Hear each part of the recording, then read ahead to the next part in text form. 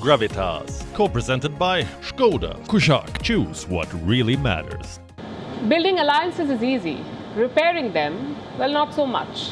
The new AUKUS partnership is a classic example. It was discussed in months. It was announced in hours. What did it cost Joe Biden? Possibly his oldest ally. France's outrage is now a European rebellion. Top EU officials are speaking out and they're not pulling their punches. Here's what the European Council President, Charles Michel, said. The elementary principles for allies are transparency and trust. And what do we observe? We are observing a clear lack of transparency and loyalty. Tough words there. Europe is accusing America of disloyalty. They're banding up with France. But honestly, what else was Joe Biden expecting? He double-crossed France, secretly negotiated with Australia and left them out of the new alliance. Any country with self-respect would lash out, and that's exactly what France is doing. Until now, they had no support. Most of the European countries were silent. And this gave Joe Biden some wiggle room. He was treating France like a disgruntled teenager. Give them some time and they'll calm down. That was the idea. Well, that's not an option anymore. EU foreign ministers discussed the AUKUS fallout on Monday. The consensus was clear. Full solidarity with France.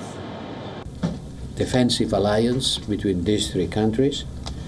Last week, it was announced just on the same day, by accident, in which we were presenting our Indo-Pacific strategy. And certainly we were caught by surprise by this announcement. During the discussion, the ministers expressed a clear solidarity toward France, and this announcement ran counter to call for greater cooperation with the European Union in the Indo-Pacific. And for a change, Europe is right. Joe Biden completely bungled this situation too. His interest in the Indo-Pacific is welcome, so is his intent to take on China. But was this really the best way forward? Backstabbing your oldest ally and springing a rude surprise on your partners? Not ideal. What kind of message does this send to allies? Well, first of all, Donald Trump abandoned the Kurds in Syria, then Joe Biden abandoned the Afghan civilian government. Now he's betrayed France. And unlike the Kurds and the Afghans, France is not helpless. They are a nuclear power to boot, the de facto leader of Europe now. So Paris is now forging new partnerships. Earlier today, President Macron spoke to Indian Prime Minister Narendra Modi. What did they discuss? A joint strategy in the Indo-Pacific. Macron committed to strengthening India's strategic autonomy. He also promised to help build up India's industrial and technology base. So France is reaching out to like-minded partners.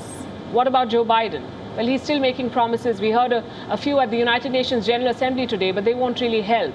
We've heard enough promises from President Biden. America is back, he says. Diplomacy is back. Back to what exactly? That's what Europe wants to know.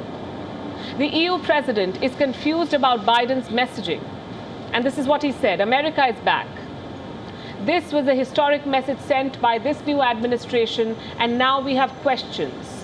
What does it mean, America is back? Is America back in America or somewhere else? We don't know. For the last 4 years, the US had an excuse. It was called Donald Trump.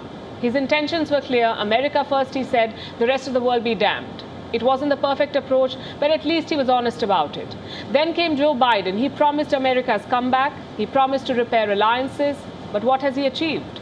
A European rebellion. We've seen it repeatedly in Biden. He talks about multilateralism, but acts on his own. Take Afghanistan, for instance. NATO members were clearly unhappy with the pullout. They wanted Biden to extend the deadline for withdrawal. What did the president do? Ignore them. Same with AUKUS. Biden denied France a lucrative submarine deal. We're talking about $66 billion here, not a small amount. And he did not even consult President Emmanuel Macron. He just informed them. Those are two completely different things. You inform adversaries, you consult with allies. The fact is, Joe Biden's foreign policy is a lot like Donald Trump's. The same chaos, the same unilateral bravado. The difference? Trump was open about it. Joe Biden, not so much. And India, too, will be watching these developments very closely. The interest in Indo-Pacific, like I said, is good, but the trend of dumping allies is not. Earlier today, India's Foreign Secretary talked about the AUKUS alliance. He dismissed comparisons with the Quad, saying that AUKUS does not affect Indian interests. Listen in. Quad and the AUKUS are not groupings of a similar nature. AUKUS is a security alliance between three countries. We are not party to this alliance. From our perspective, this is neither relevant to the Quad, nor will it have any impact on its functioning.